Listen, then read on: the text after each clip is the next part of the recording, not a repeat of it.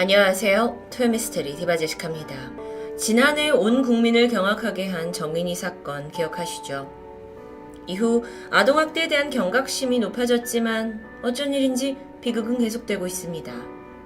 실제로 지난 6월 인천에서 20대 남성이 동거녀의 5살짜리 아들을 때려서 뇌출혈에 빠지게 했고 게다가 친모 역시 상습적으로 아이를 학대한 것이 드러났는데 피해 아동은 이미 경찰 신고가 한 차례 접수가 되었지만 허술한 시스템 속에서 다시 학대받던 집으로 돌아갔고요.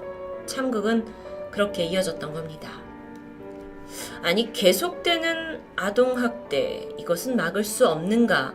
라는 질문 속에서 30년 전 미국에서 있었던 유명한 사건을 소개하면서 함께 고민을 풀어보고자 합니다.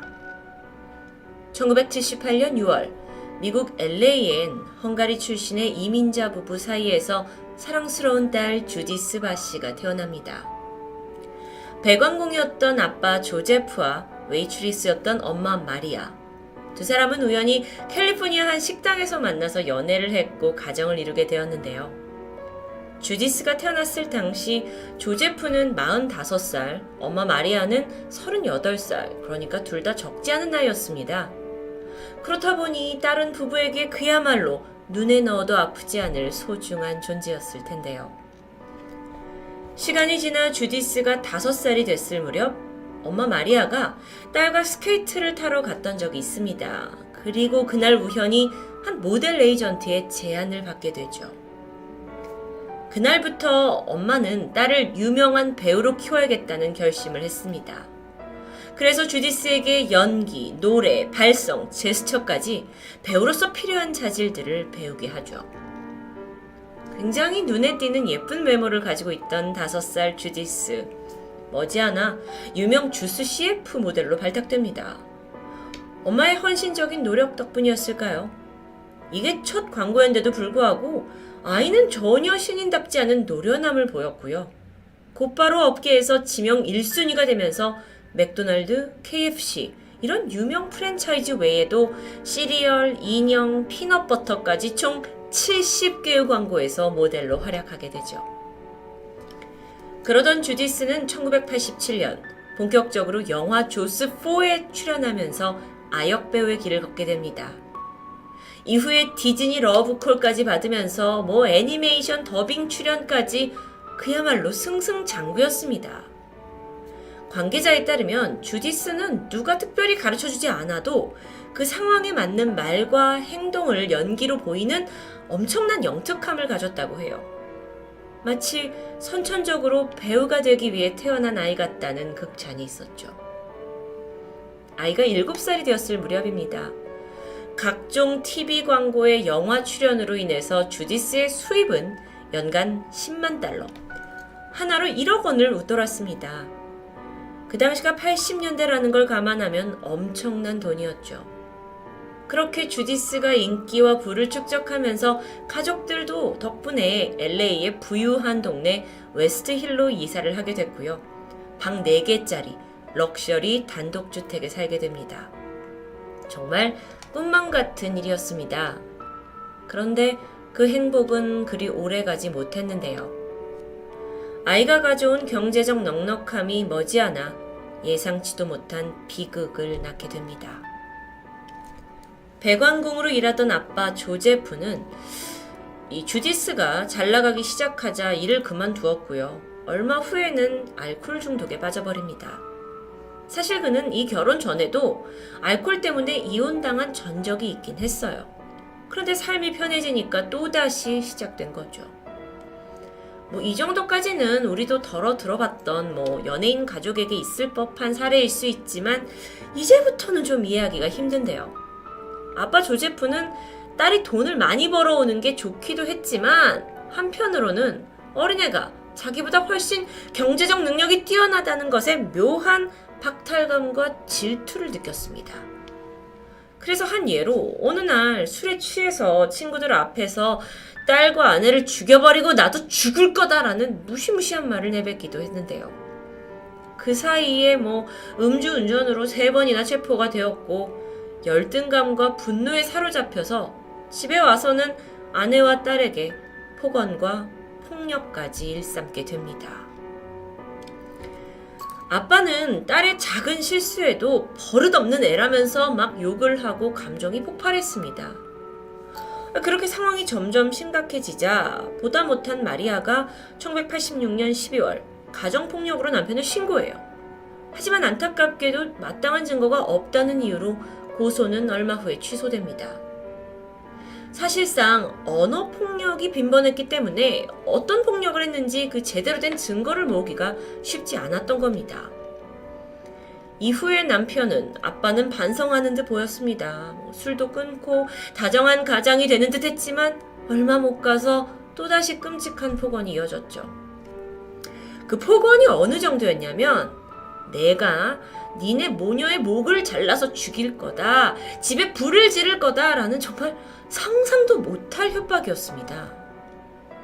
물론 이런 상황들을 주변인들도 인지하고 있긴 했어요. 특히나 주디스는 친구들에게 가서 아빠가 매일 엄마를 때린다. 아빠가 던진 냄비에 맞아서 코피가 났다. 아빠가 머리를 잡고 바닥에 내리쳤는데 이후에 미안하다면서 TV를 사줬다. 라는 등등의 견디기 힘든 상황을 털어놨습니다. 그리고 그건 고스란히 증언으로 남아있죠. 그런데 이런 학대로 인한 스트레스 때문이었을까요? 주디스가 10살이 되었을 무렵 아이의 키가 112cm밖에 되지 않았습니다. 참고로 한국에서 10살 여자아이의 평균 키는 132.8, 미국에서의 평균 키는 138입니다. 그러니까 또래보다 20cm나 작았던 거죠. 아이는 점점 자신보다 나이가 어린 역할을 맡아야 했는데 동시에 이상한 증상까지 보입니다. 습관적으로 자신의 속눈썹을 막 이렇게 뜯어내는, 뽑아내는 행동을 보이고요.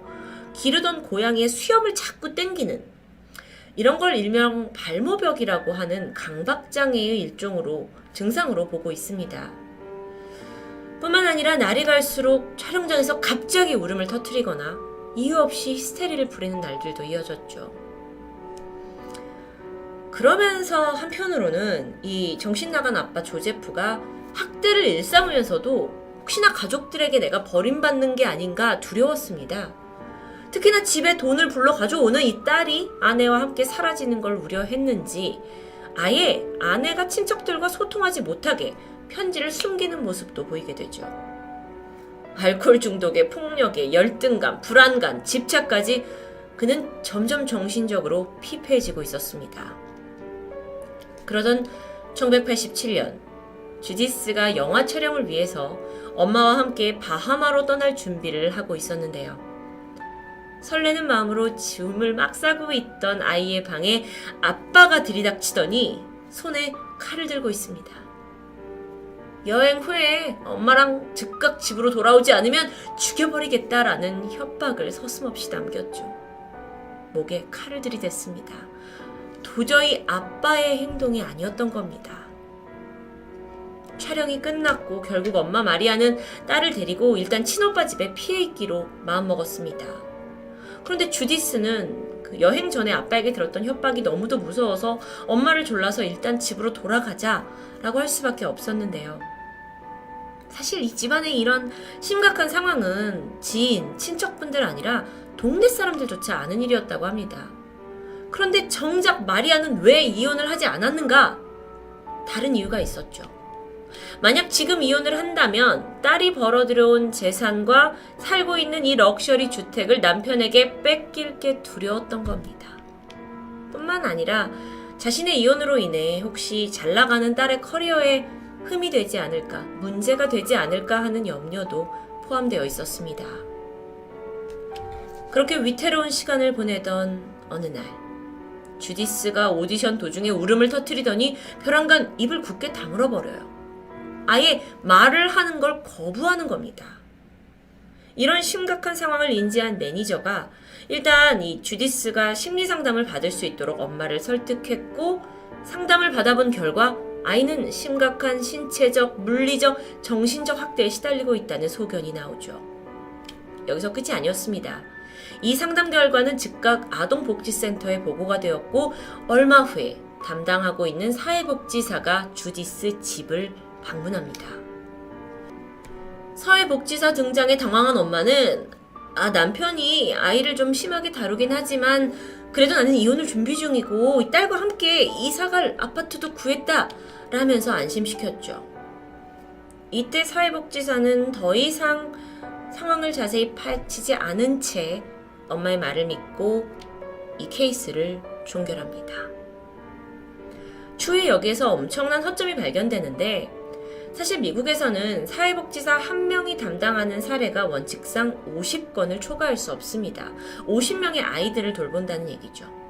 하지만 이 사회복지사는 당시 67건의 케이스를 맡으면서 과업무에 시달리고 있었고요. 그 와중에 주디스 같은 경우는 별 문제가 없다고 판단했던 겁니다. 1988년 7월 10일 더 이상 남편의 횡포를 참을 수 없었던 엄마 마리아는 남편의 감시를 피해서 몰래 새로운 아파트를 구했고 하루하루 조금씩 짐을 옮기면서 이혼을 준비하던 중이었습니다. 하지만 남편 조제프는 늘 아내와 딸이 자신을 떠날 것을 불안해했죠. 그는 눈치를 챘고 결국 새 아파트에 떡하니 등장합니다. 너무도 당황한 마리아가 친구 이사를 내가 지금 도와주는 거다 라고 둘러댔지만 조제프 어라? 웬일인지 그는 순순히 넘어가는 듯 했습니다. 아니었죠. 그건 눈속임에 불과했습니다. 보름이 지난 7월 25일 조제프는 아내가 잠든 것을 확인한 후에 조용히 딸의 침실로 다가갑니다. 그의 머릿속에는 아내가 결국 딸을 데리고 날 떠날 거야 라는 분노만 가득했고 그는 자고 있던 딸의 머리에 총구를 겨눈 후 곧이어 집안에 총성이 울렸습니다. 이 소리에 놀라서 마리아가 잠에서 깼고 두 사람의 격한 몸싸움이 이어졌습니다. 그리고 머지않아 또 한 발의 총성. 마리아 역시 숨지고 말았죠. 다음날 아침 매니저는 이 더빙을 해야 되는 현장에 주디스 아이가 나타나지 않자 집으로 전화를 걸었습니다. 천연덕스럽게 전화를 받은 사람은 조제프. 주디스와 마리아가 어디론가 떠나버렸다. 나도 이제 곧 이사를 갈 거다 라고 둘러대고는 전화를 끊어버렸는데요. 사건이 발생한 지 이틀 후인 7월 27일 조제프는 불안감에 집안을 서성이다가 결국 두 명의 사체 위에 기름을 뿌리고 불을 붙였습니다. 그들의 꿈의 상징이었던 럭셔리 주택은 빠르게 타들어갔고 머지않아 이 불길을 본 이웃의 신고로 소방관이 출동했는데요. 안에서는 총 3구의 시신이 발견됐습니다. 마리아와 주디스, 그리고 차고에서 발견된 조제프의 시신입니다. 그는 자신의 머리에 총을 쏴서 이미 불길이 번지기 전 자살한 상태였습니다. 모두에게 얼굴이 친숙한 한 아역배우가 아빠에게 살해를 당했다라는 이 사건은 미국 엔터테인먼트 역사상 가장 끔찍한 사건 중 하나로 꼽힙니다. 무엇보다도 이 사건을 통해서 미국 사회가 저지른 가정폭력에 대한 안일한 대처 그리고 아동학대에 대한 허술한 시스템이 비춰지면서 대중은 분노하게 됐죠. 모두가 입을 모아서 2달 전에 그 사회복지사가 방문했을 때 어떻게 적극적인 조치를 취했더라면 이런 사건은 없지 않았냐? 라면서 격하게 비난했습니다. 다행히 이 사건 이후에 미국은 아동보호법의 상당 부분을 크게 강화했는데요. 한 예로 일부 주에서는 아이가 어떤 일로 다쳐서 보호자와 함께 병원에 왔으면 한동안 보호자와 아이를 떼어놓고 아이에게 어떻게 다쳤는지 정황을 다시 한번 묻는 절차도 생겨납니다. 게다가 아동학대에 의한 살인죄의 경우에는 대부분 가석방 없는 종신형에 처해질 정도로 아주 무겁고 엄중하게 다뤄졌죠. 매년 끊임없이 반복되는 아동학대 사건. 물론 1980년대 발생한 이 사건으로 미국 사회가 일부 제도와 처벌을 강화했다고는 하지만 그렇다고 지금까지 비슷한 범죄가 전혀 발생하지 않는 것은 아닙니다. 어쩌면 정인이 사건을 겪은 이래 우리도 계속해서 그런 비슷한 사건을 겪는 것과 유사하다고 볼 수 있죠. 아동학대 범죄를 근절하기 위해서는 많은 것이 필요합니다. 주변에 대한 끊임없는 관심, 그리고 적극적인 신고, 뿐만 아니라 그에 맞는 강력한 처벌, 그리고 철저한 제도까지. 참 어려운 문제입니다. 미국 아역 배우 주디스 살인 사건, 씁쓸함만이 남는데요. 토요미스테리 디바제시카였습니다. 안녕하세요. 토요미스테리 디바제시카입니다. 미국 남부 테네시 녹스빌, 산으로 둘러싸인 이 작은 마을에 위치한 센트럴 고등학교에서는 매주 금요일마다 전교생이 모이는 성대한 풋볼 게임이 열립니다. 참고로 미국에서 풋볼 게임은 마치 한국 사람들이 한일전에 열광하듯 아주 엄청난 인기를 끄는 스포츠죠. 센트럴 고등학교 역시 마찬가지였습니다.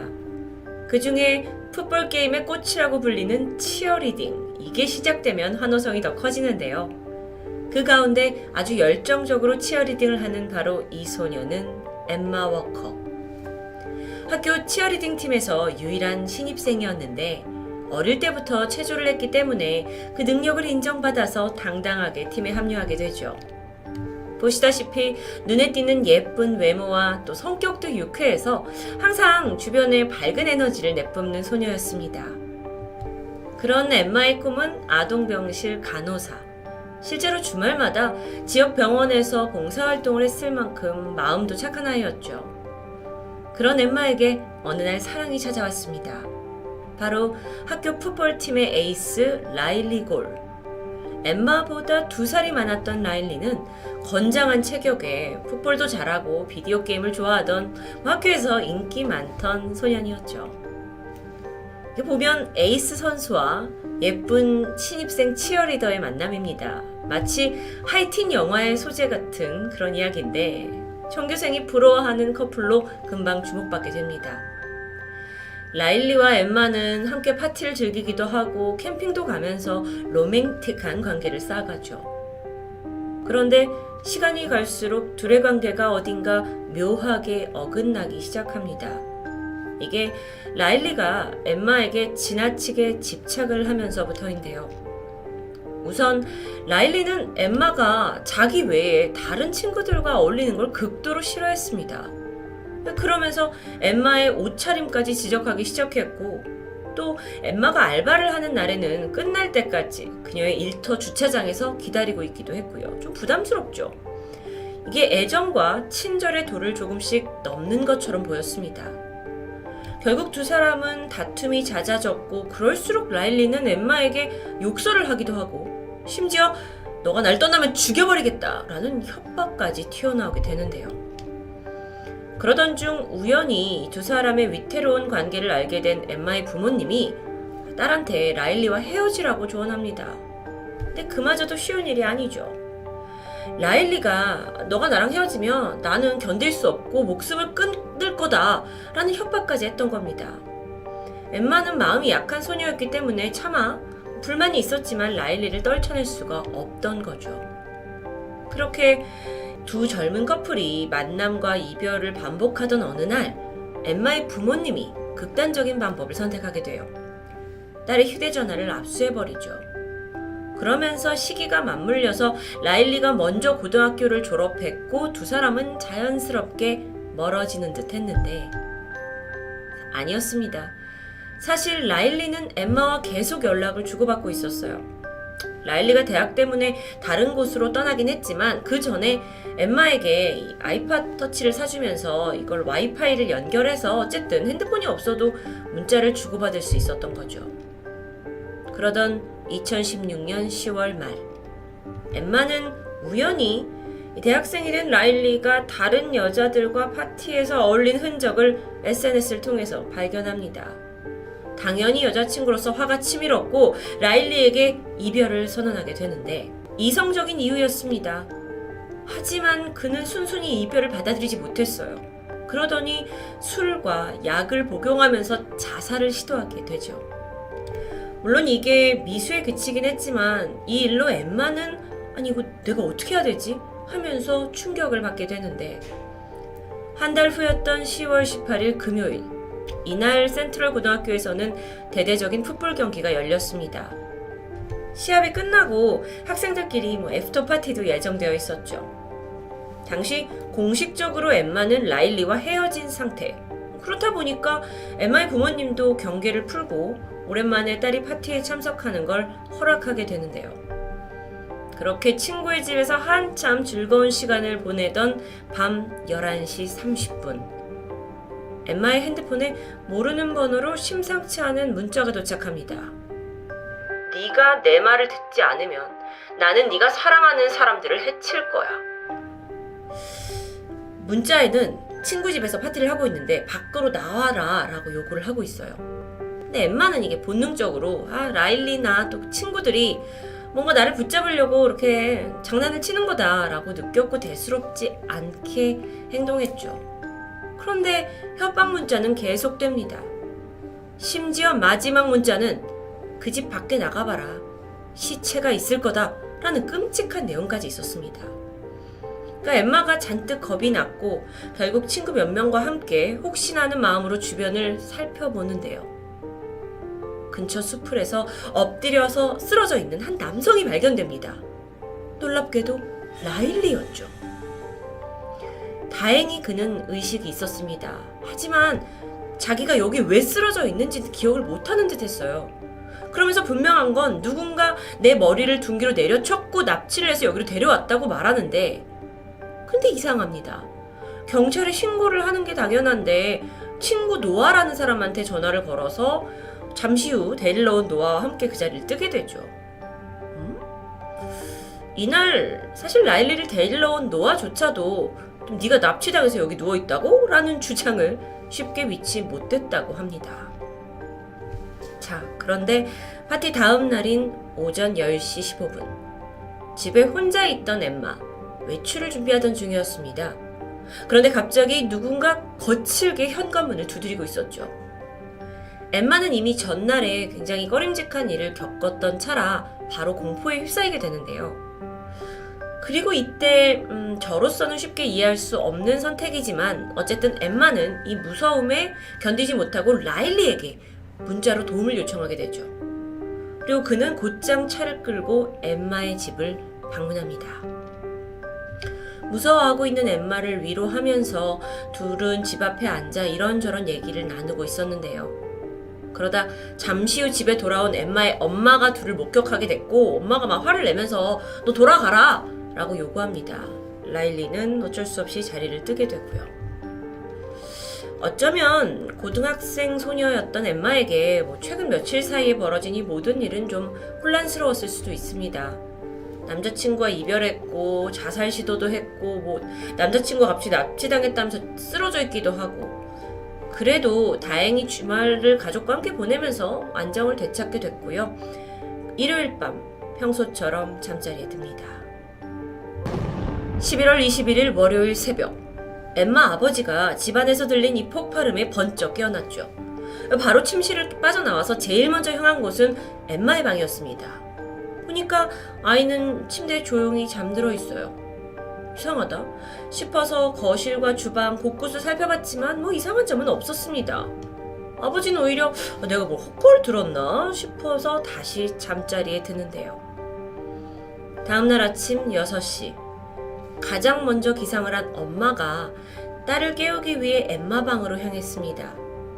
평소 일어나 하면 한 번 이름 부르면 바로 깨어나는 아이인데 그날은 몇 번을 불러도 미동이 없었죠. 이상함을 느낀 엄마가 침대로 다가가서 이불을 걷어냈고 이때 딸의 혀가 입 밖으로 나와 있는 장면을 목격합니다. 엠마는 숨을 쉬지 않고 있었고 몸은 차가웠습니다. 즉각 신고를 받은 경찰과 구급대원들이 도착을 했는데 엠마는 안타깝게도 이미 사망한 상태였죠. 하룻밤 사이에 눈에 넣어도 안 아픈 딸을 잃게 된 겁니다. 그야말로 청천벽력이죠. 그런데 엠마는 어떻게 사망하게 된 걸까요?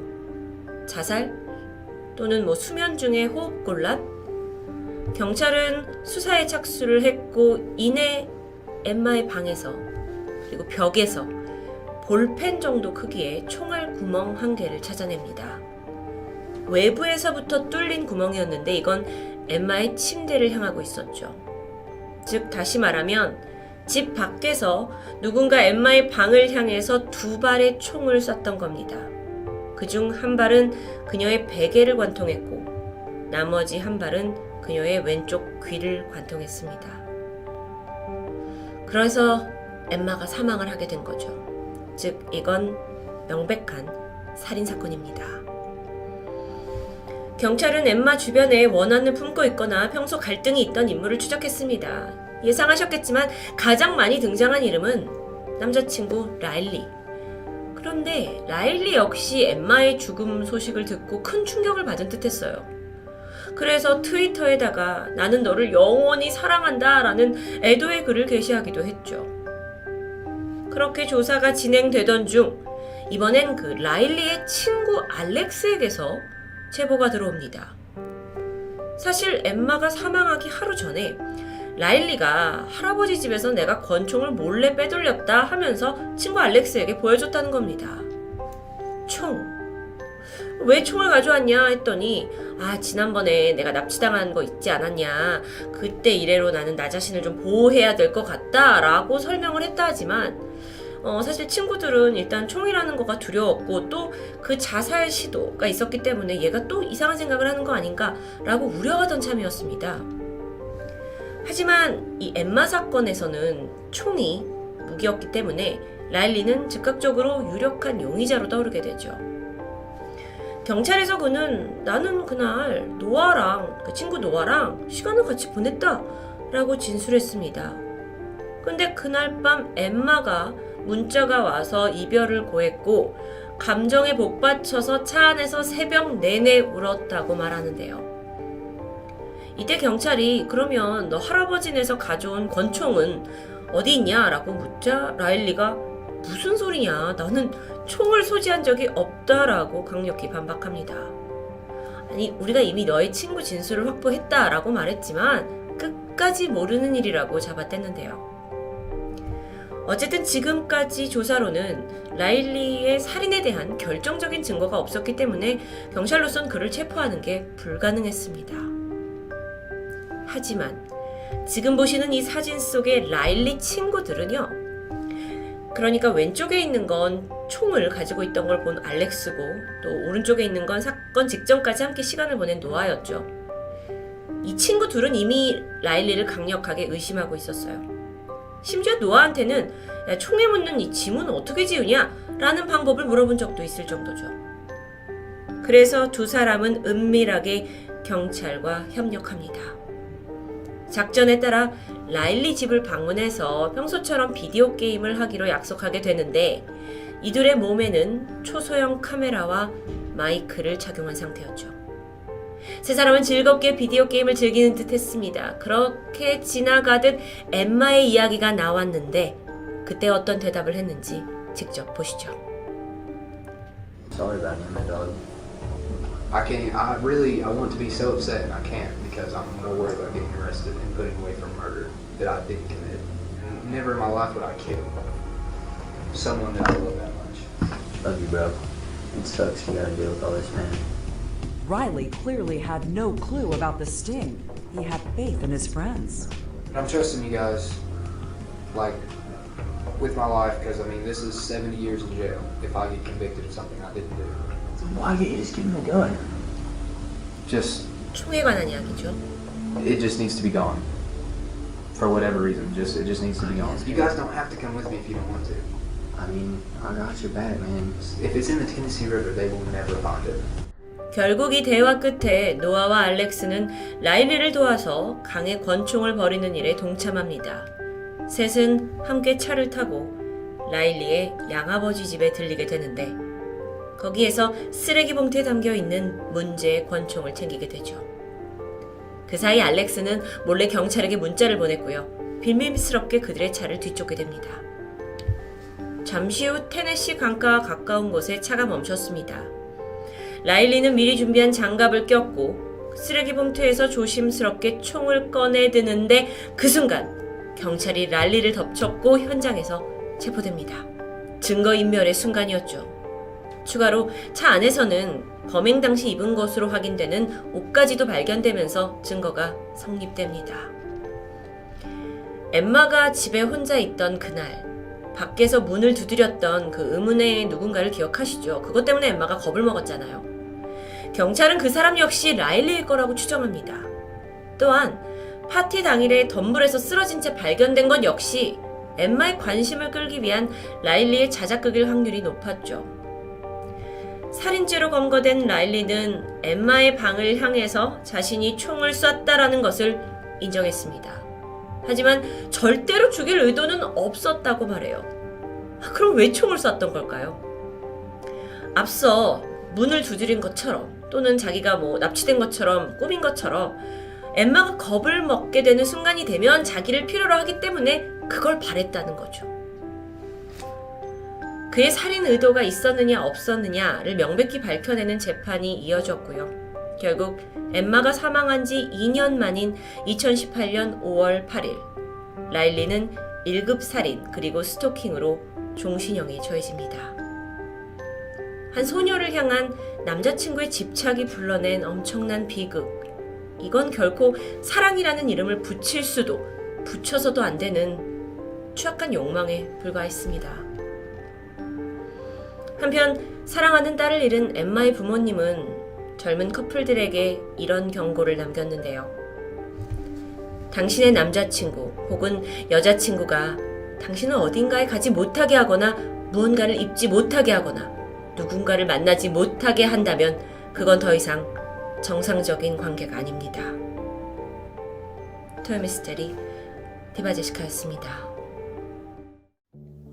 안녕하세요. 토요미스테리 디바제시카입니다. 여러분은 워낙 미스테리, 사건, 사고 채널을 자주 접하실 테니까 다크웹에 대해서 익숙하시죠? 모든 다크웹이 그런 건 아니지만 상당수 불법적인 일을 하거나 또는 뭔가 은밀한 거래가 이뤄지는 목적으로 이 사이트가 개설되는 경우가 많습니다. 최근 조사에 따르면 다크웹에서 주로 음란물 같은 그런 불법 자료를 공유하기도 하고요. 또 마약과 무기 구매 그리고 개인정보까지 거래된다고 하는데요. 완전히 범죄의 온상이 되고 있는 거죠. 그런데 여긴 또 다른 문제가 있습니다. 접속 자체가 까다로운 다크웹이 있는가 반면 간단한 키워드로도 그냥 누구나 쉽게 접근할 수 있는 새로운 다크웹이 존재하기 때문입니다. 그렇다 보니까 평범한 이용자가 자신도 모르는 사이에 이 불법적인 것에 노출되고 심지어 범죄에 가담하는 일이 벌어지고 있는데요. 오늘 사건도 그중 하나로 볼 수 있습니다. 2014년 8월 4일 오전 11시 20분 일본의 도치기현 사노시 센바라는 작고 조용한 동네가 떠들썩해지는 일이 발생합니다. 평범하게 회사를 다니던 47살 남성 A씨가 출근길에 가다가 어제까지 보이지 않던 수상한 것을 발견한 겁니다. 얼핏 봐도 굉장히 부피가 큰 골판지 박스였어요. 이걸 지나치고 출근한 남성이 사람들한테 저 회사 앞에 엄청 큰 박스가 있던데 이거 치워야 되는 거 아니에요? 라고 말하게 되죠. 이건 분명 수상한 물건이었습니다. 그래서 회사 측은 일단 경찰에 신고를 하는 게 낫다고 판단하게 되는데요. 오후 1시 경찰들이 현장에 도착했습니다. 무단 쓰레기라고 생각했던 상자를 연 순간 안에는 작은 여성의 시신이 발견됩니다. 키 160cm에 어깨까지 오는 밝은 갈색 머리. 나이는 정확히 알 수 없었는데요. 적어도 15살에서 20살 사이의 청소년으로 보였죠. 눈에 띄는 외상은 없었는데 심지어 저항하는 적도 없고 옷도 헝클어지지 않은 채 정갈한 모습입니다. 이렇게 길에서 발견된 골판지 시신으로 인해 마을은 순식간에 긴장 상태가 됩니다.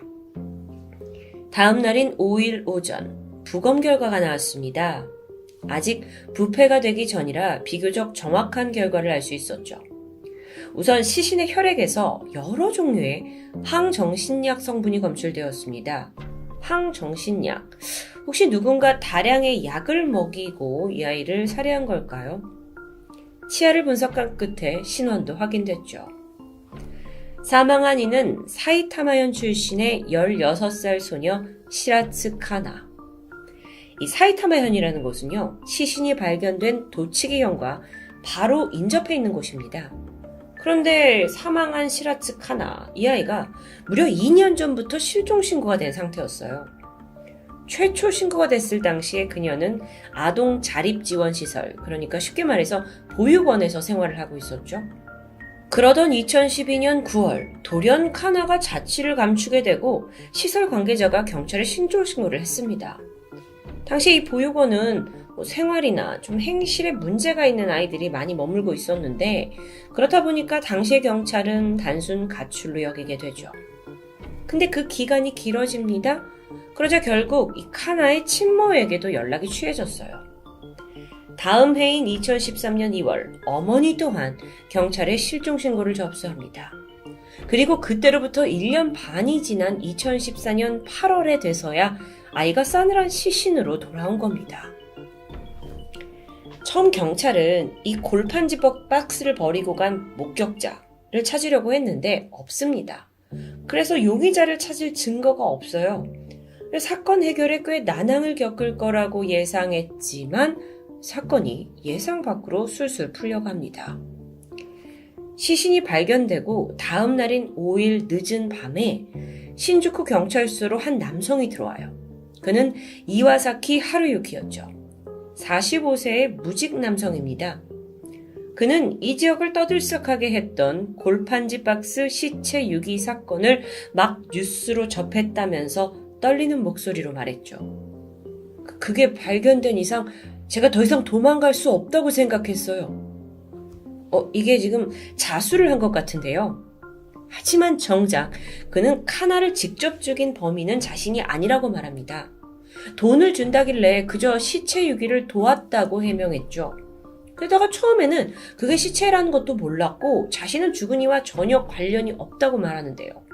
아니, 그렇다면 하루유키는 어떻게 이 시체 유기에 가담하게 된 걸까요? 그 통로가 된 게 한 구직 사이트였습니다.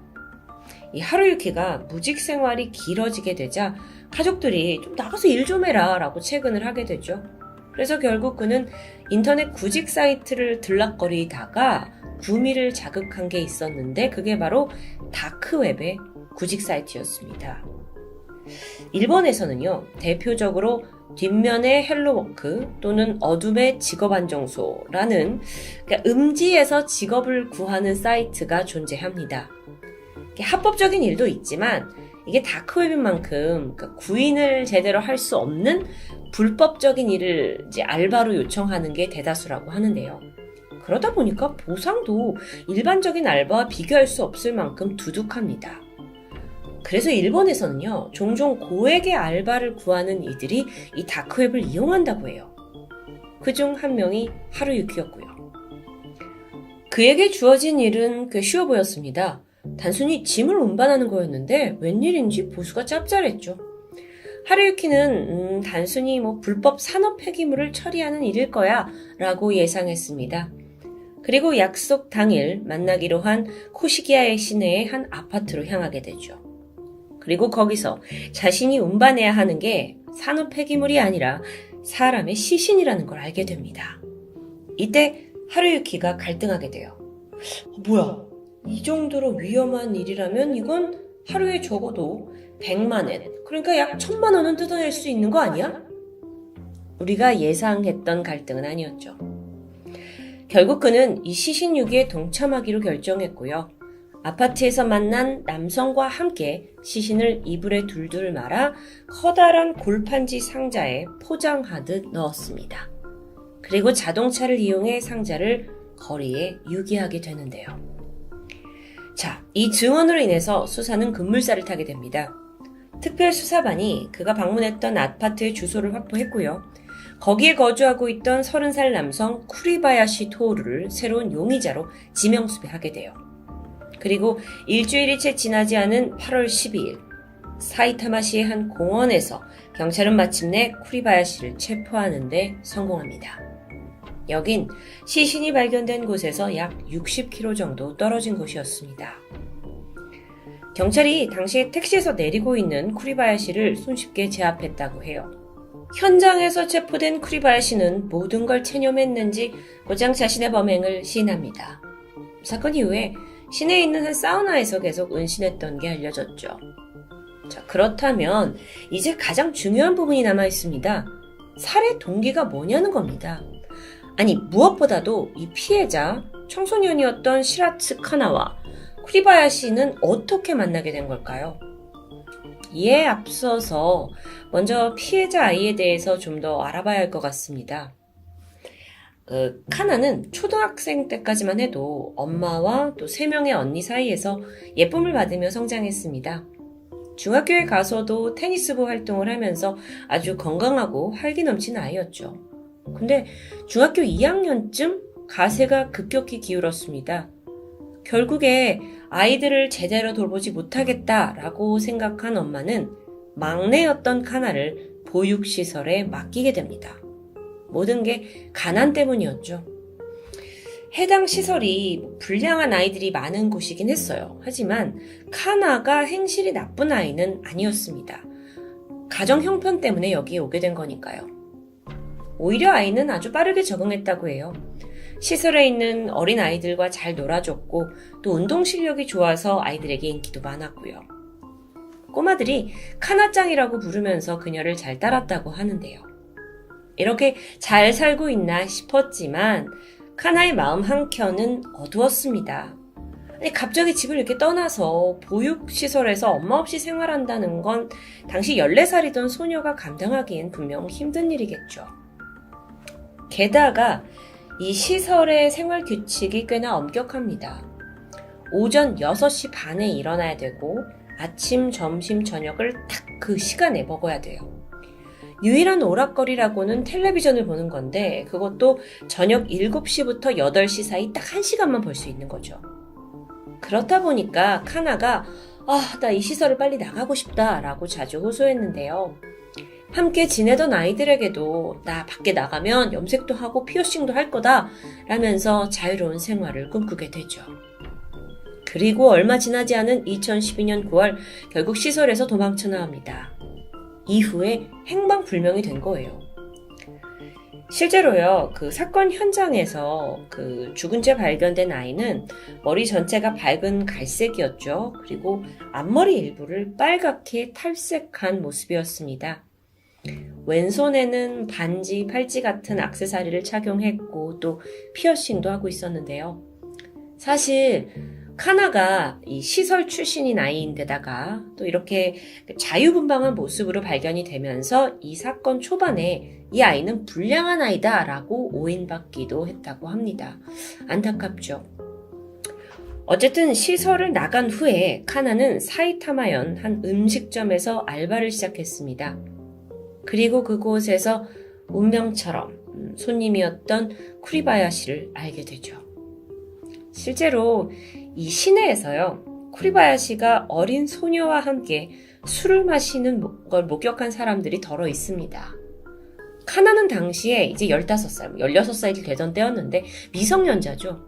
근데 남자는 개의치 않았습니다. 게다가 둘은 이 사이타마현에 있는 한 아파트에서 동거를 시작하게 돼요. 참.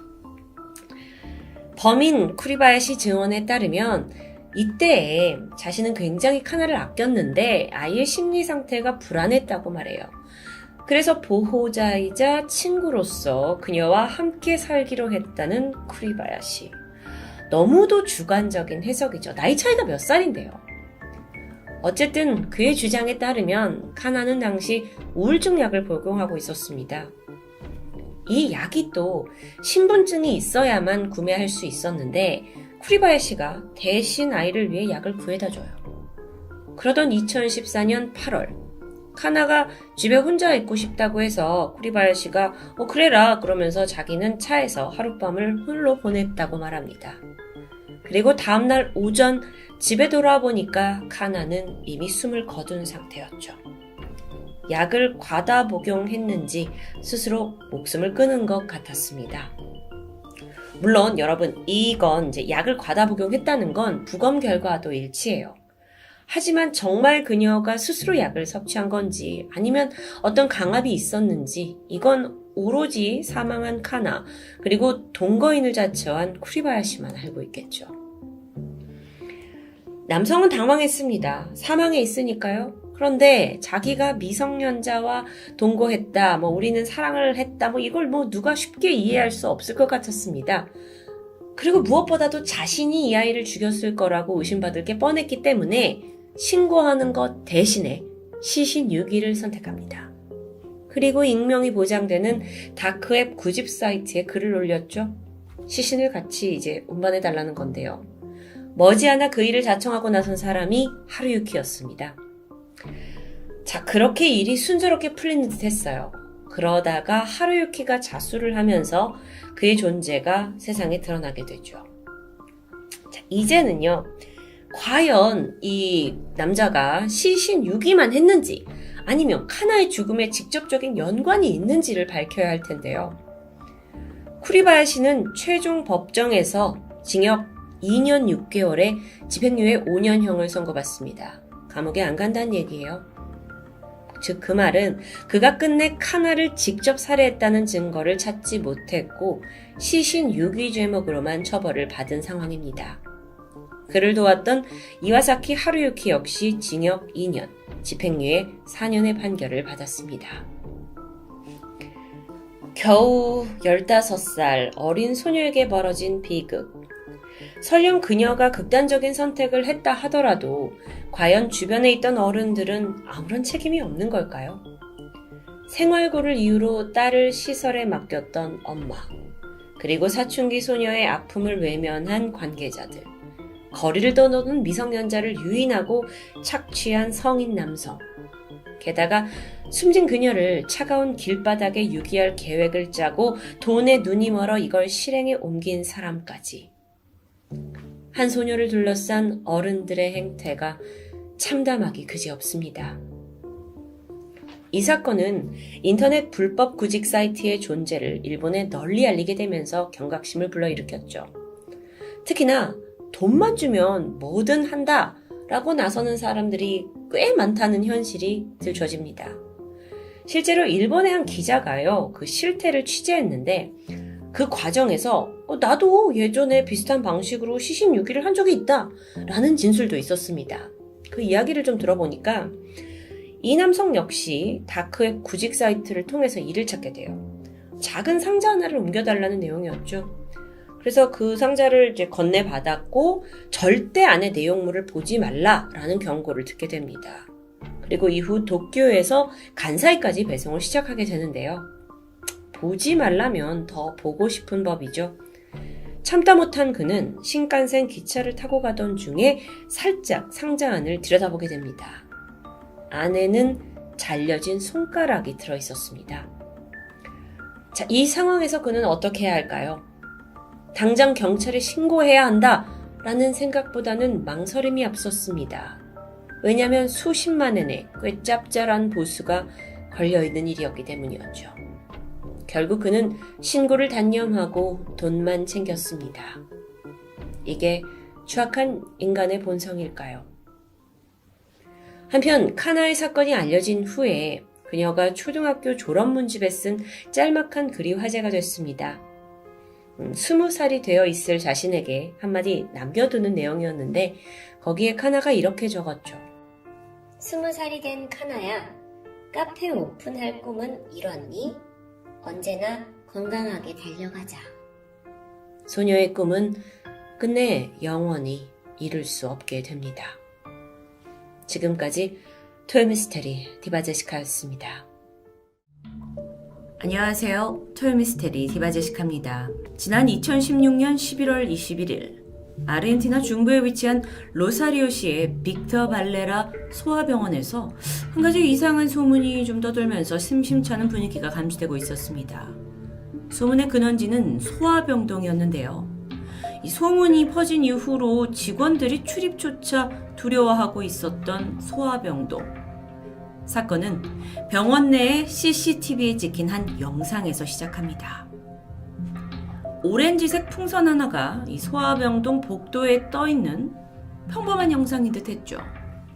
그런데 자세히 보시면 풍선은 바닥에서부터 몇 인치 위로 떨어진 상태입니다.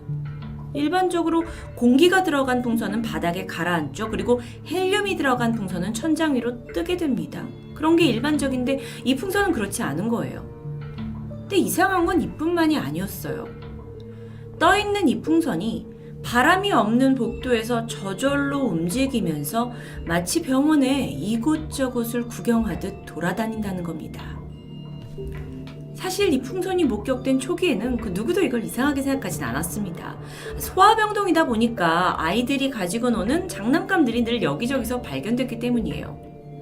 그렇게 직원들이 풍선에 큰 관심 없이 지내던 어느 날 야간 근무를 하다가 CCTV를 지켜보던 한 직원이 문득 이 풍선이 어딘가 섬뜩하다라는 걸 감지하게 되죠. 아무도 없는 복도에 덩그러니 놓여진 오렌지색 풍선, 그 움직임이 좀 이상합니다. 보통의 둥실거림과는 달리 일정 높이를 유지하면서 복도를 유유히 지나가는 거예요. 그러니까 떠있다기보다는 그냥 이렇게 쓱 움직인다는 느낌? 그렇게 CCTV를 보다가 직원이 조금 더 놀라운 걸 발견합니다. 풍선 옆에 있는 복도의 그 창문이 다 닫혀 있어요. 사람들이 막 움직이는 것도 아니었기 때문에 공기의 흐름이 잔잔했을 텐데요. 어떻게 풍선은 복도에서 돌아다니기까지 하는 걸까요? 이후 직원들 사이에 풍선에 대한 소문들이 생겨나죠. 증언에 따르면 유독 이 풍선이 사람들의 뒤를 따라다니면서 아이들이 입원해 있는 병실 안까지 들어간다는 겁니다. 결국 막 애들이 두려움에 떨게 되고 풍선에 대한 소문이 널리 퍼지게 되는데요. 그런데 사실 이 CCTV 영상보다 더 많은 사람들에게 관심을 받았던 영상이 따로 있습니다. 그건 바로 직원들이 핸드폰으로 직접 촬영한 바로 이 영상입니다. 1분도 안 되는 영상인데 보는 순간 공포감에 휩싸이실 수 있습니다. 보시죠. 직원들이 무언가를 가리키죠. 풍선입니다. 근데 약간 움직이는 듯하네요. 조금 넘어가서 볼까요? 정말 중간에 이렇게 둥둥 떠 있는데 또한 살짝 움직이는 듯해요.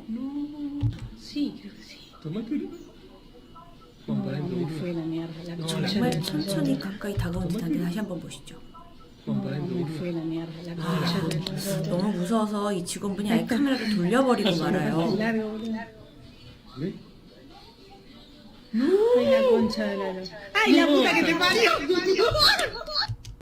영상 속에 두 사람이 어떤 대화를 하고 있는가 하고 봤더니 남성 직원이 야, 우리 쪽으로 오고 있나 봐. 근데 여성 직원이 그러니까 침대에 있던 여자애가 다리에 뭔가 닿았다고 말했어.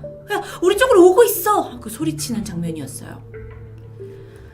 자, 이 영상이 SNS에 업로드됩니다. 그리고 반나절도 안 돼서 이건 아르헨티나를 비롯한 전 세계에 퍼졌고 이내 큰 이슈로 떠올랐는데요. 이후 각계의 전문가들이 이 현상을 분석하기 시작했습니다. 사실 있을 수도 있는 현상이잖아요. 과학적으로 바라봤을 때 풍선 안에 기체가 분명 일반 공기나 헬륨은 아닐 거라고 말합니다. 기체로 풍선을 뜨게 할 수는 있어요. 하지만 저렇게 자연스럽게 움직이기는 참 힘들다라는 의견도 있었죠. 반면 이걸 초자연적인 현상으로 바라보는 사람들은 풍선에 영혼이 깃든 것이라고 말하는데요.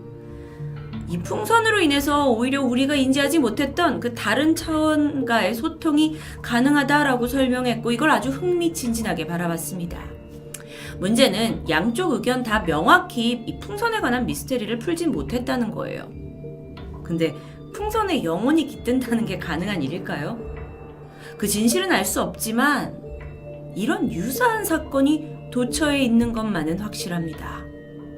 영국의 웨일즈의 아름다운 도시 킹스밀의 마을에서는 작은 펍을 운영하고 있는 42살의 여성이 있었습니다. 그녀의 이름은 게일 로버츠.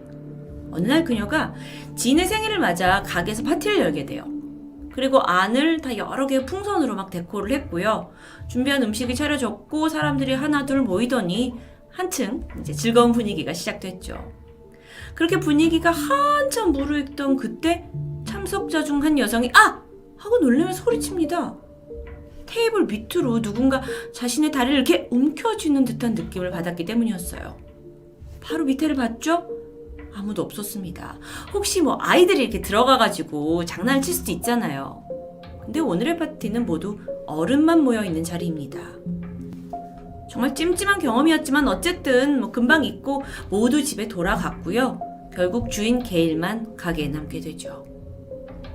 그녀도 얼른 집에 가기 위해서 풍선을 떼내고 접시를 치우면서 열심히 정리를 하는데 문득 저 멀리 파란 풍선 하나가 눈에 띄었습니다. 실제 사진인데요. 그냥 지나칠 수도 있었던 아주 평범한 상황인데 그녀가 쉽사리 눈을 떼지 못한 이유가 있어요. 풍선에 분명 헬륨을 가득 띄워서 위에다 띄워놨습니다. 그런데도 불구하고 이게 바닥에 굉장히 낮게 떠있기 때문이었어요. 되게 중간에 어영부영 떠있죠. 어둠 속 의자 옆으로 살짝 나온 풍선이 마치 게일을 쳐다보고 있는 듯한 느낌도 있었습니다. 그러니까 게일이 공포감이 느꼈고 그냥 막 정리를 빨리 시작했는데요. 그런데 이때 제자리에 떠있던 파란 풍선이 바닥을 유유히 지나치면서 정말 마치 무슨 갈 길을 아는 것처럼 움직이기 시작합니다. 아무도 없는 공간에서 혼자 움직이고 있어요. 게일이 너무 섬뜩해가지고 몸을 이 가구 뒤로 웅크렸을 정도라고 해요. 이곳의 창문은 모두 닫혀 있었습니다. 히터도 꺼져 있어요. 내부에 바람이라고는 전혀 없습니다. 게일은 주머니에서 핸드폰을 꺼내 이 모습을 촬영했고 영상이 남아있는데요. 함께 보시죠. We know it's coming. We know. We've said it. It's coming. It's coming. 풍선이 움직이고 있어요.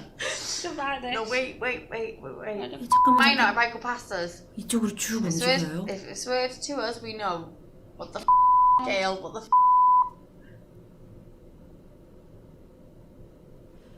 저런 일이 있을 수 있는 걸까요? Is it turning? She's gone into the chair and it's just 의자에 부딪혔는데요. Wait. 의자 안으로 들어가는 거야? Oh, oh, it's going through. Gale, what? 마치 미는 It's 것처럼 gone through the 의자 chair. 쪽으로 들어갔어요. 의자를 통과했어요. Look at saying the that. look at the screen. No, but can you see the screen? Oh my god. I don't mind this. 그리고 나선 가라앉는 듯 How the 했는데 hell can it stay 또다시 up 계속 like that? 움직이네요. And then And just then go down to the down. floor? Yeah. Where the going upstairs? 저 안으로 들어가요. What the actual? 여기가 이제 I can't let go of your 바 안쪽인 것 같은데 Puss, 여기서는 또 puss, if it's you, come 아까 to me, Gale. 바닥 낮게 있었는데 또 바닥 위로 좀 떠오르죠. Puss, Goes out. puss. 저는 이 영상 보면서 정말 섬뜩했는데요. 풍선이 의자 사이를 빠져나가는 것도 모자라서 방향을 틀더니 그 바 입구로 들어가는 게 정말 소름 끼칩니다.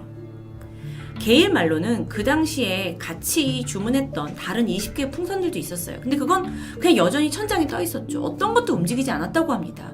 유독 저 풍선 하나만 혼자 떠도는 모습. 게일이 이 영상을 SNS에 올리고 이게 도대체 무슨 상황인지 뭐 과학적이든 뭐든 좀 설명 좀 해달라 라고 글을 올렸는데요. 이 영상은 빠르게 퍼지면서 해외 토픽으로 소개되기도 했죠. 혹시 저만 이런 일을 잘 모르고 있는 건가요? 풍선을 종종 다루시는 분들은 이런 일이 자주 발생하는 건가요? 그래서 알아보니까 전 세계에는 움직이는 풍선에 대한 여러 스토리들이 전해지고 있었습니다. 뭐 그중 어떤 건 공기의 흐름이나 뭐 약간의 바람에 의해 움직였을 수도 있죠. 그런데 이 마지막 이야기는 정말 기이합니다. 2015년 11월 2일 필리핀의 한 장례식장에서 촬영된 이 영상은 올라온 지 얼마 안 돼서 350만 뷰를 찍을 만큼 정말 많은 사람을 놀라게 했습니다. 꽃과 흰 풍선으로 장식된 관 위로 죽은 아이 사진이 걸려 있는데 아이의 이름은 트레브입니다. 7살이라는 어린 나이에 세상을 떠났고요.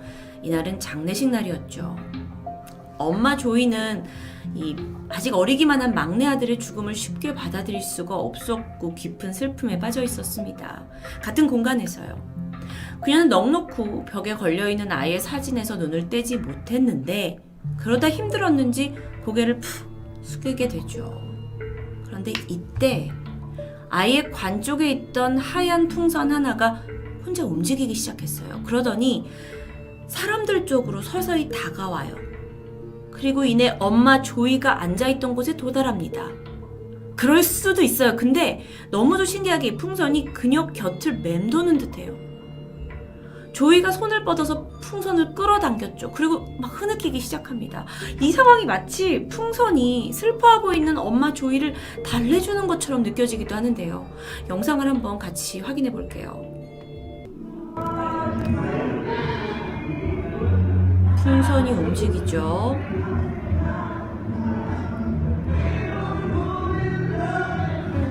Mommy.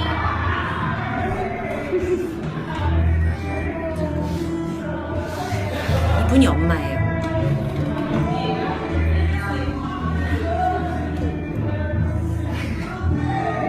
풍선이 정말 저렇게 움직일 수 있나요, 혼자? 근데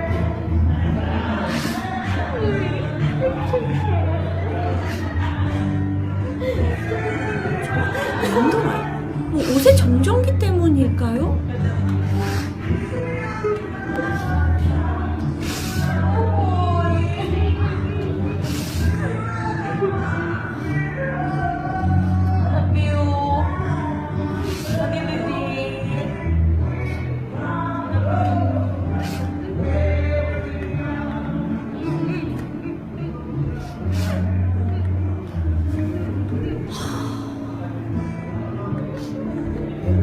한참이나 엄마 쪽에 머물죠.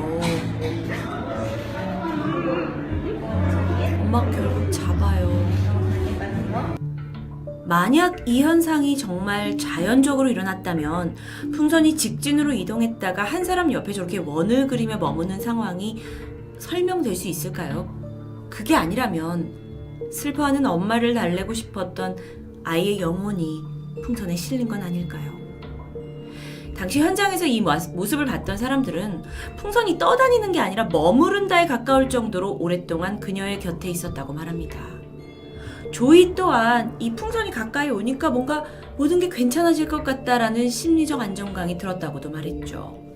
그런데 이날 이 현상은 한 번만이 아니었습니다. 그들이 올린 두 번째 영상 확인해 보시죠. 자, 풍선 하나가 유독 움직이고 있습니다. 빠르게 움직여요. 그리고 아까 엄마가 있던 그 옆에 쪽으로 움직이죠. 이번에도 사람을 중심으로 도는 것 같고요. 그렇게 좀 머무르다가 이번에는 풍선이 다른 곳으로 움직입니다. 저 실도 지금 보이시죠? 뒤쪽으로 이동을 해요. 그래서 저기 누워있는 저분 가까이 가는 것 같은데요. 거기에 또 한참이나 머물러 있어요. Si Daddy, papasok si Daddy. 다 여기 딱 도착하네 정말. 풍선이 마치 한 명 한 명 찾아가는 것 같은 이 모습. 그들은 트레비의 형제들이었습니다. 그날 흰 풍선을 경험한 가족들은 분명 사망한 트레비가 마지막으로 사랑을 표현하고 싶었던 거라고 믿게 되었고요. 이 영상을 본 많은 사람들도 어쩌면 눈에 보이지 않지만 죽은 이들이 우리 곁에 머물고 있을 수도 있다라는 생각이 들게 됩니다. 우리는 눈에 보이는 것을 믿고 살아갑니다. 하지만 과학적으로도 눈에 보이지 않아도 존재하는 것들은 수없이 있죠. 그중 죽은 영혼? 그 존재가 정말 있는지 여전히 과학적으로 풀진 못했지만 분명 세상엔 우리가 모르는 보이지 않는 존재들이 있을 수 있다는 것. 여러분은 영혼을 믿으시나요? 토요미스테리 디바제시카였습니다. 안녕하세요. 토요미스테리 디바제시카입니다. 1977년 2월 21일 미국 시카고. 어둠이 짙게 깔린 밤이었는데 갑자기 화재 경보가 우렁차게 퍼지기 시작합니다. 출동한 소방대가 도착한 곳은 파인그로브가의 한 고층 아파트였죠. 15층에서 매캐한 연기와 함께 냄새가 막 뿜어져 나오고 있었어요. 소방대원들이 서둘러 실내로 들어갔죠. 내부는 너무 연기가 자욱해서 앞도 전혀 보이지 않았는데요. 20분간 화재 진압을 한 끝에 현장의 모습이 서서히 드러납니다. 이미 뭐 이제 물을 뿌리고 한 작업으로 너무 안이 어지러워져 있는 상황이었는데 그때 결코 지나칠 수 없는 장면이 눈에 들어오죠. 바로 매트리스 아래 사람의 발이 보인 겁니다. 대원들이 조심스레 거길 들었더니 사망한 여성의 시신이 있었습니다. 소방대원들이 좀 더 빨리 도착해서 그녀를 구해내지 못했다는 생각에 마음이 착잡해졌는데요. 이때 시신을 추스르던 한 대원의 미간이 상당히 찌푸러졌습니다. 여성이 알몸인 상태였는데 왼쪽 가슴에 칼이 꽂혀 있었기 때문이에요. 순식간에 이 사건은 방화에서 살인으로 바뀌었죠. 그리고 곧이어 여성의 신원이 파악됩니다. 그녀의 이름은 테레시타 바사. 필리핀 출신이에요. 인근에 위치한 에지워터 병원의 호흡기 치료사로 일하면서 아주 헌신적인 사람이라는 평을 받을 만큼 성실했다고 합니다. 그랬던 바사를 누가 죽이려고 했던 걸까요? 현장을 살펴보던 경찰은 시신 옆으로 옷이 흩어져 있고 사망 당시 그녀가 알몸이었다라는 점을 토대로 강간살인을 짐작합니다. 불이 시작한 지점은 시신을 덮고 있던 매트리스였는데, 즉 범인이 범행을 숨기고자 시신 위로 불을 지르고 매트리스를 덮으려고 했던 게 추정됐죠. 그런데 문제는 쉽사리 용의자가 나오지 않는 겁니다. 현장에 지문이나 족적 전혀 없었고요. 건물에 당시에 CCTV가 설치되어 있지 않으니까 출입한 사람이 누군지 알 수 없었죠. 게다가 화재에 진압을 했잖아요. 그러니까 집안이 이미 엉망진창이에요. 누군가가 금품을 가져갔다라는 것조차 알 수가 없는 상황입니다. 그러던 경찰이 더 큰 난관에 봉착합니다. 바사의 시신을 부검해 보니까 사인이 질식사예요. 그러니까 칼이 꽂혀 있었는데 이걸로 죽은 게 아니라 이미 질식사로 사망해 있던 겁니다. 그리고 성폭행의 흔적이 발견되지 않아요. 경찰이 초기에 강간살인이라고 생각을 했고 거기에 초점을 맞췄는데 혼란에 빠지게 되죠. 자, 사인이 질식사라면 그럼 이건 원한에 의한 살인이었을까요? 그녀는 평소 조용했지만 예의 바른 성격이었고요. 남에게 피해를 줄 만한 사람은 전혀 아니었다고 합니다. 환자들한테 친절했고 동료들 사이에서도 평이 좋았고 일에도 헌신적이었고, 아니 정말 살인을 당할 이유가 전혀 없던 여성입니다. 경찰은 몇 달 동안 주변 인물들을 중심으로 탐문을 했지만 끝끝내 단서도 갈피도 잡지 못한 채 사건은 미제로 남는 듯 했습니다. 그런데 이때 담당 수사관 스타클라 형사에게 한 통의 전화가 걸려옵니다. 에번스터 경찰서의 다른 경관이었어요. 근데 그가 다짜고짜 당신 호세 추아 박사와 전화를 해보세요. 연락을 해보세요 하는 거예요. 그러면서 호세 추아 박사가 당신이 쫓는 범행의 모든 전말을 알고 있다라고 말합니다. 처음엔 좀 황당했어요. 다른 서의 경찰이 전화를 와가지고 나한테 무슨 박사한테 전화를 하라느니 하니까요. 근데 그 당시 수사가 워낙 아무런 진전이 없고 형사들마저 왜 이걸 해결 못하냐 하면서 질타를 받고 있었기 때문에 그냥 속는 셈 치고 호세 추아 박사에게 전화를 하게 되죠. 그리고 아주 믿기 힘든 이야기를 듣게 됩니다. 박사가 조심스럽고 무겁게 입을 뗐어요. 저에겐 아내가 있습니다. 이름은 레미 추아지요. 얼마 전 그녀에게 죽은 테레시타 바사의 영혼이 들어왔었습니다.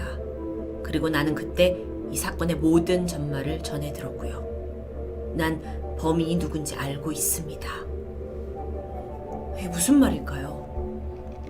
시간은 바사의 살인사건이 일어나기 2주 후인 3월로 돌아갑니다. 그녀와 같은 병원에서 근무하고 있던 필리핀 여성 레미 추아. 레미는 바사와 같은 필리핀 출신의 여성이었지만 바사와 그렇게 친한 사이는 아니었습니다. 얼굴은 알지만 워낙 다른 시간대에 근무를 했기 때문에 마주칠 일도 거의 없었죠.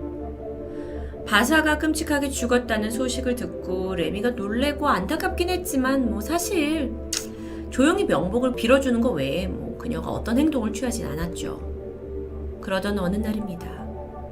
야간 근무를 하던 중에 너무도 피곤을 해서 잠깐 잠이 들었는데 레미가 순간 머리맡에서 인기척을 느끼고 잠에서 깨어나요. 놀랍게도 눈앞에 사망한 그 테레시타 바사가 서 있는 겁니다. 깨가지고 황급히 밖으로 나가버렸죠. 그리고 숨을 돌리고 나서 내가 미쳤나, 내가 헛걸봤나 싶었지만 너무도 생생했던 그 모습에 자기 자신도 헷갈리게 됩니다. 다음 날이 됐어요. 또 야간 근무예요. 일에 한참 몰두하고 있었는데 등 뒤에서 느껴지는 섬뜩함이 있어요. 딱 뒤를 봤죠? 그랬더니 평소에 병원에서 근무하던 청소부 앨런이 서 있습니다. 귀신이 아닌 거죠. 하지만 온몸에 힘이 빠져버렸고 결국 그날은 조퇴를 할 수밖에 없었습니다. 그런데 그날 밤부터 레미에겐 이상한 일이 일어나기 시작하죠. 늦은 밤이었어요. 남편과 함께 곤히 자고 있던 레미는 방 안에서 여성의 실루엣 같은 하얀 물체가 지나가는 걸 보게 됩니다. 헛것을 봤나 하고 눈을 비비고 다시 뜨는 순간 그 존재의 얼굴이 뚜렷하게 보이기 시작했는데 그건 바로 테레시타 바사였죠. 너무도 무서웠는데 더 기억에 남는 건 그 바사가 너무도 슬픈 표정으로 아무 말 없이 레미를 그저 물끄러미 바라보고 있다는 겁니다. 레미는 정신을 잃었어요. 그리고 이후 며칠간 계속해서 바사의 환영을 보게 됩니다. 아무 말도 하지 않고 그냥 애처로운 표정으로 바라만 봐요. 그러던 어느 날부터 바사가 자신의 몸속으로 들어오는 듯한 느낌을 받았죠. 그렇게 정신을 잃습니다. 그리고 깨어나면 아무런 기억이 나지 않아요. 그런데 그러는 사이에 남편은 매일 밤 옆에 자고 있던 아내가 막 이상한 말을 중얼거리는 걸 이제 보게 됩니다. 그리고 되게 낯선 느낌이 들었죠. 왜냐면 이 말을 중얼거릴 때 이게 그냥 잠꼬대가 아니라 이 말소리가 너무도 아내의 평소 목소리와 달랐기 때문입니다. 그렇게 시간이 지나면서 호세가 오늘 밤에도 막 중얼거리고 있어요. 물었습니다. 당신 누구예요? 그러자 아내가 다른 목소리로 답하길, 나는 테레시타 바사야. 난 너무 억울해. 전혀 예상치 못한 대답이었고 너무도 놀라서 잠깐 말을 잃었지만 정신 차리고 다시 물어봤습니다. 내 아내 몸에서 뭐 하는 겁니까? 원하는 게 뭐예요? 이때 말합니다. 도와주세요. 나를 죽인 사람은 병원 청소부로 일하는 앨런이에요.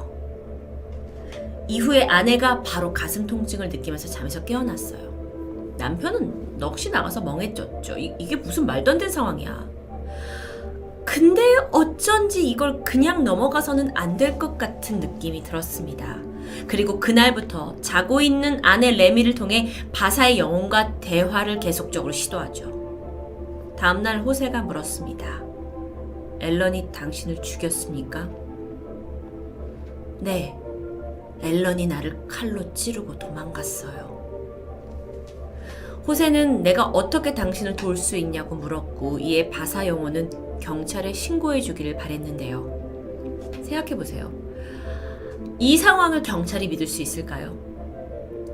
그래서 호세가 생각을 했는데 아무리 그래도 이게 내가 아내와 잠꼬대를 들었는데 이게 걔가 죽였다 이렇게 말할 수 없잖아요. 그래서 다음 날이 됐을 때 다시 호세가 그 영혼에게 말합니다.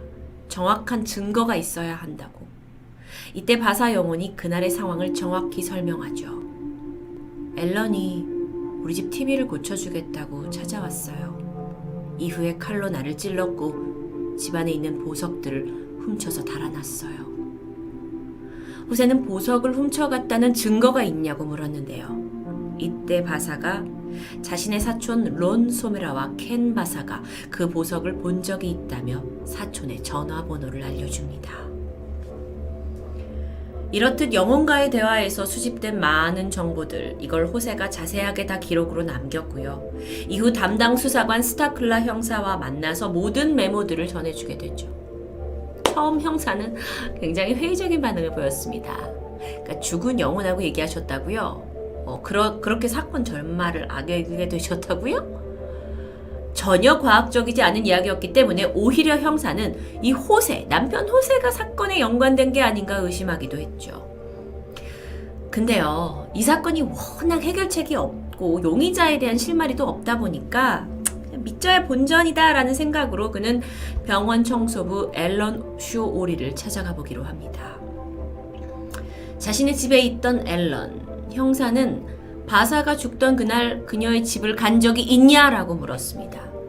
앨런은 무슨 소리냐면서 나는 걔네 집이 어딘지도 모른다. 병원에서 본 적도 있고 죽었다는 얘기 들었지만 무슨 소리냐 라고 소리쳤죠. 하지만 이상하게도 그렇다면 그날 그 시간대 어디에 있었는지에 대해선 또렷하게 설명하기 힘들었습니다. 이후 형사의 집요한 신문 끝에 앨런은 결국 바사의 집을 간 적은 있다라는 사실을 시인합니다. 근데 그저 TV를 고쳐주기 위해서 한번 방문한 적이 있다라는 거였죠. TV를 고쳐줘? 호세의 노트에 적혀있던 부분과 일치했습니다. 형사는 직감적으로 앨런이 직접적인 연관이 있을 거란 느낌을 받지만 앨런은 무슨 소리냐 하면서 끝까지 부인했죠. 스타큘라 형사는 다시 그 호세가 전해준 메모의 내용을 훑어보기 시작합니다.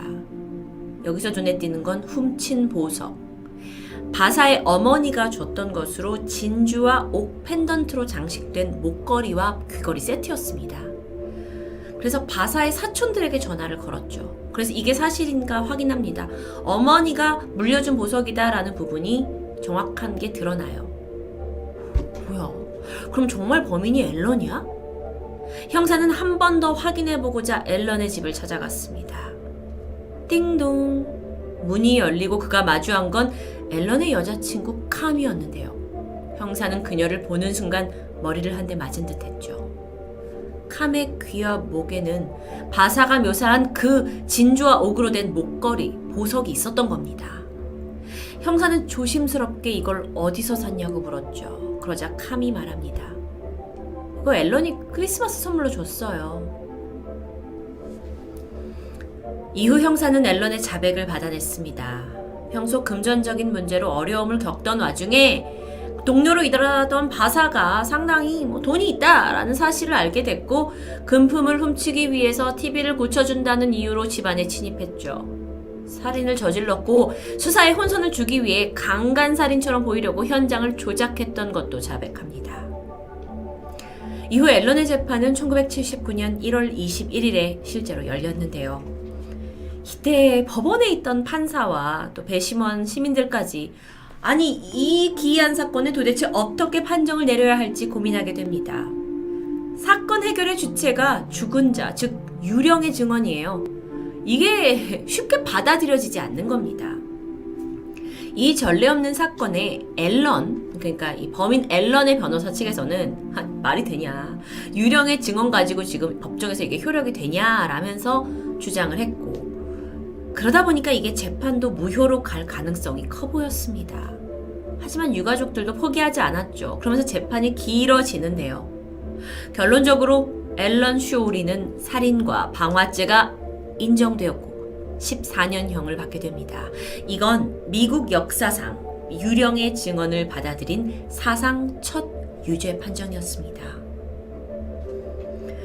범인 앨런은 1983년 7월 수감된 지 5년이 채 안 돼서 가석방을 받았고 이후에는 행적이 묘연합니다.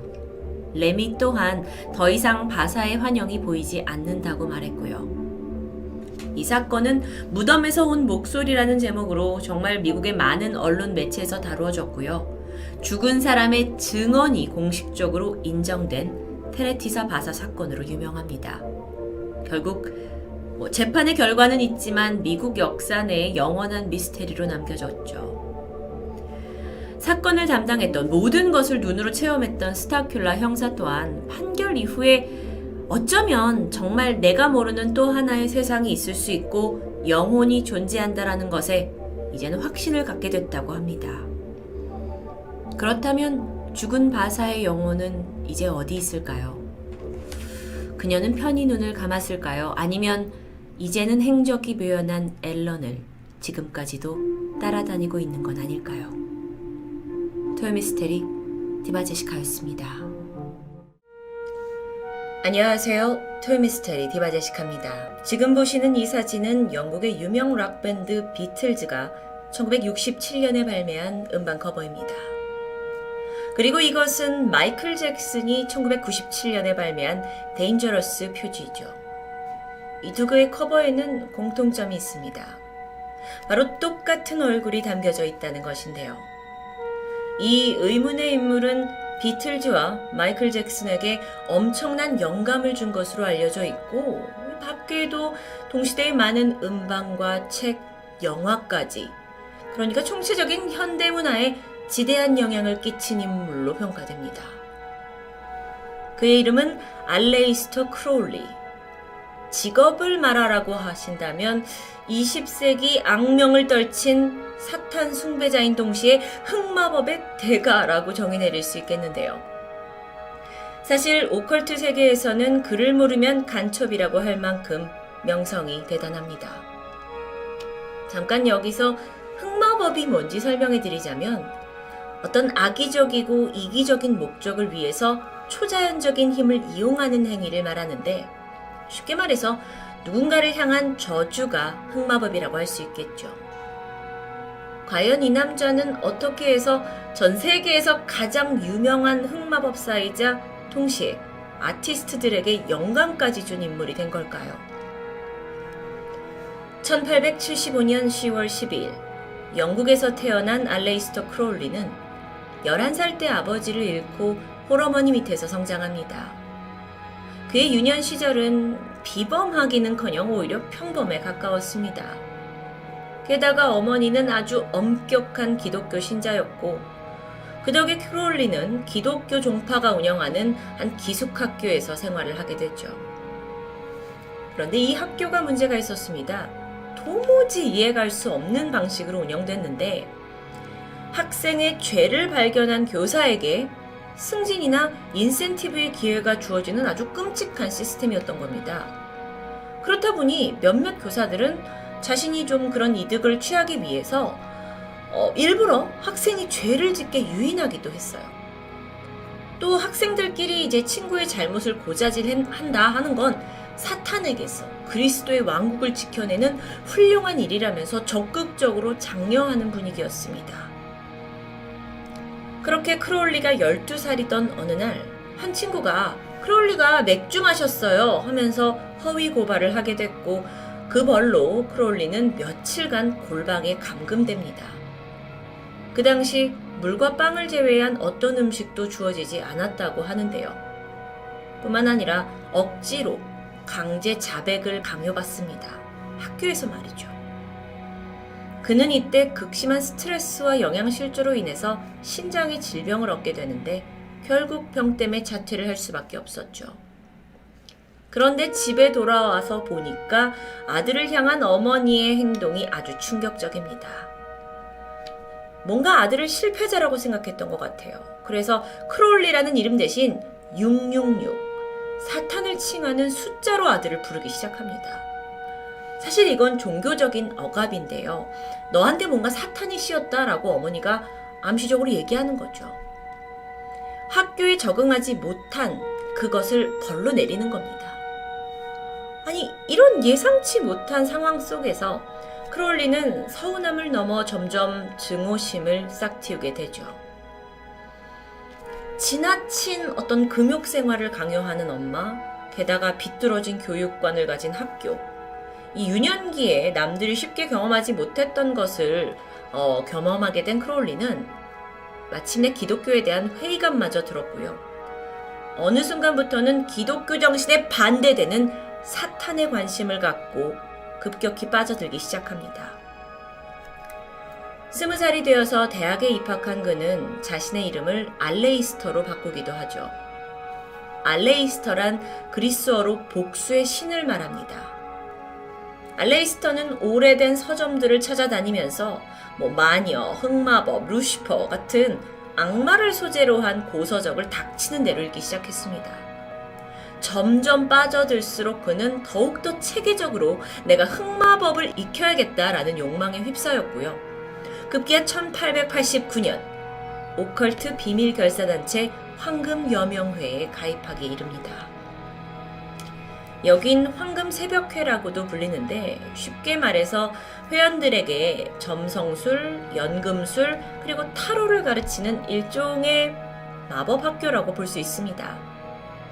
이게 지금까지도 이 우리의 단체가 여기에서 파생된 거다라고 후계자라고 말하는 단체들이 있을 정도로 서양의 오컬트 역사에서는 지대한 영향을 미친 곳이죠.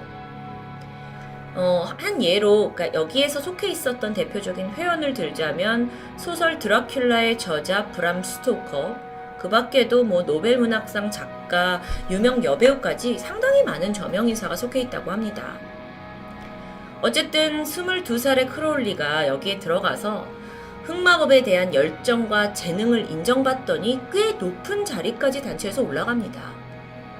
그러다 뭐 그를 시기하는 고위 관계자와 갈등이 잦아졌고 꿈을 펼치지 못한 채 탈퇴하고 마는데 이후에 그는 인도, 히말라야 등을 여행했고 여기서 알게 된 요가와 불교에 심취하게 되죠.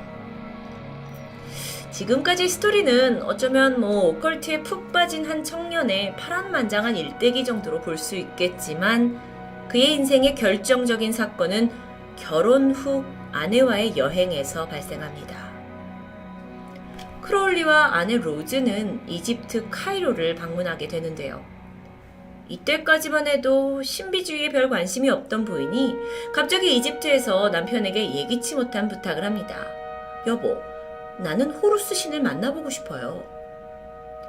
호루스는 이집트 신화에 등장하는 전쟁의 신인데요. 동시에 강력한 마법을 지닌 신으로 섬겨지고 있는데 프리메이슨의 상징인 그 눈 모양이 호루스 신의 오른쪽 눈을 딴 거다라고 전해질 정도로 전 이런 신비주의사에서는 상당히 영향력이 있습니다. 크로울리는 뭐 아내의 갑작스러운 요청에 내심 당황했죠. 다음날 그는 아내를 이집트 박물관으로 데려갔고 그럼 당신이 한번 호루스를 찾아봐라 라고 말합니다. 그러자 아내가 홀린 듯 어느 한 곳으로 다가가서 웬 목관 하나를 가리켰는데 그건 호루스의 것은 아니었지만 호루스에게 제물로 바쳐진 자의 관이었습니다. 그 관에 다가가서 살펴보던 크롤리는 순간 운명적인 광경을 봤다고 하는데 관에 붙어있던 꼬리표의 번호가 놀랍게도 666. 어린 시절 어머니가 지긋지긋하게 자신을 부르던 바로 그 번호였죠. 물론 이 숫자는 박물관 직원이 분류를 해놓기 위해서 임으로 붙인 것이었지만 이런 우연을 계기로 크롤리는 더욱더 사탄 숭배에 몰두합니다. 여행에서 돌아온 후 그는 아내와 나눈 대화를 통해 영감을 받았고 책을 쓰게 되는데 제목이 리베르 레기스. 그런데 이 책이 열광적인 반응을 얻으면서 유명세를 타게 돼요. 그 이유가 아주 특이한데요. 이 책이 출판되고 9개월마다 전 세계적인 재앙이 닥쳐왔기 때문입니다. 1912년 리베르 레기스의 초판이 발행됐습니다. 그리고 정확히 9개월 후 발칸반도에서 전쟁이 발발하죠. 제1차 세계대전의 서막이기도 했습니다. 그리고 1년 후인 1913년에 두 번째 이 리베르 레기스 두 번째 판이 발행이 되고 나서 다시 9개월 후 본격적인 1차 세계대전이 시작돼요. 이어서 1930년에 세 번째 출판이 있었고 정확히 9개월 후 만주사변이 발생했고 일본이 중일전쟁과 진주만 공습을 준비하게 됐습니다. 끝이 아니에요.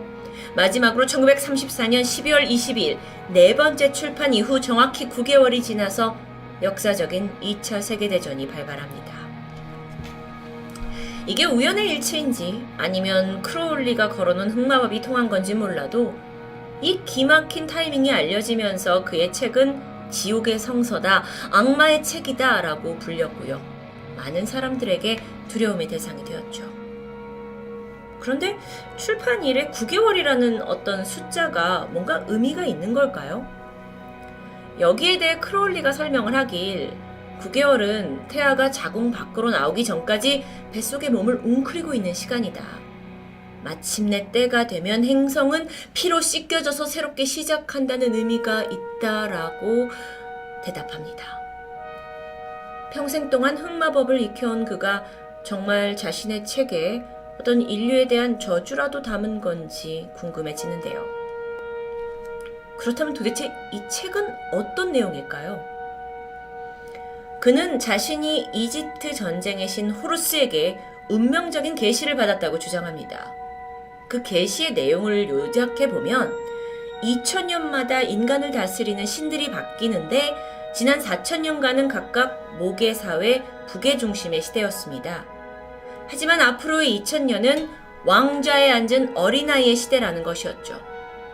이건 곧 세계 곳곳에 독재자가 등장하는 것을 의미한다고 해석합니다. 흑마법의 대가, 악마의 책을 쓴 저자로 그렇게 이름을 알리던 크롤리. 그 명성에 걸맞게 기이한 행각은 여기서 끝나지 않았죠. 그는 180건의 살인 제사 의식에 참여했고요. 진정한 악마를 만나기 위해서는 마약을 자유롭게 즐겨야 한다. 그리고 성별과 이런 걸 가리지 않고 성행위를 해야 되는데 심지어 동물과도 함께 해야 된다라고 주장했죠. 뿐만 아니라 추종자들에게 면도날로 자해를 하는 수련을 시키기도 하고요. 고양이를 잡아서 제물로 바치는 엽기적인 걸 강요하기도 했습니다. 자신의 악마 숭배 사상을 기초로 해서 그 자체가 살아있는 악마가 되어가는 듯 했습니다. 이후에 그는 또 다른 프리메이슨의 단체인 동방성당 기사단을 총괄하게 됩니다. 오늘 아주 새로운 개념들이 많이 나오는데 이 동방성당 기사단, 이 기사단의 회원 중 한 명이 누구냐? 아돌프 히틀러로 알려져 있습니다.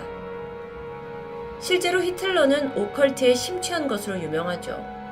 그는 크롤리처럼 흑마법, 연금술, 여기에 더해서 인간의 두뇌를 짐승에 이식하는 것을 연구했습니다.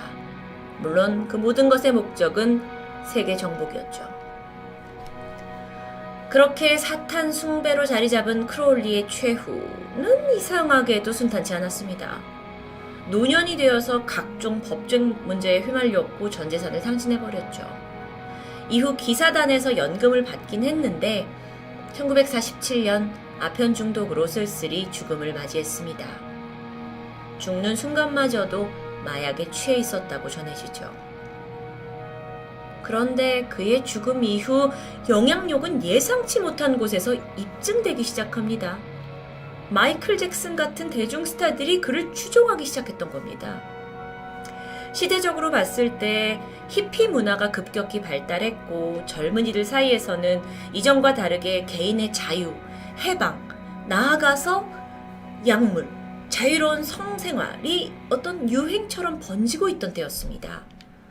이때 크롤리가 생전에 주장했던 그 누구도 너를 제재하지 못하게 해라, 네 마음대로 살아라 라는 사상이 당대의 젊은이들에게 큰 자극이 됐던 겁니다. 이 다음 이야기는 상당히 음모론적인 스토리인데요. 생전에 크롤리는 음악을 통해서 자신의 사상이 퍼져나가길 간절히 바랬다고 하는데 실제로 그 꿈이 이루어진 건지는 알 수 없지만 분명 대중음악에 상당한 영향을 끼쳤다고 볼 수 있겠죠. 비틀즈의 존 레논은 인터뷰를 통해서 우리 음악에 대한 많은 사상은 크롤리가 말한 당신이 원하는 것을 해라 라는 것에서 출발한다고 말하기도 했습니다. 유명 기타리스트 지미 페이지는 생전에 크롤리가 살던 집을 의미가 있다 하면서 자신이 직접 사들일 정도로 열광적인 팬이었다고 하죠. 지독한 사탄 숭배자이자 인류 최후의 흑마법사로 알려진 크롤리. 20세기 젊은이들에게 어떤 규율과 도덕적인 관념을 갖지 말고 그저 쾌락만을 쫓으며 살아라 라는 걸 전파한 그는 결국 또 다른 의미에서 희대의 악마로 남게 된 건 아닐까요? 토요미스테리 디바제시카였습니다.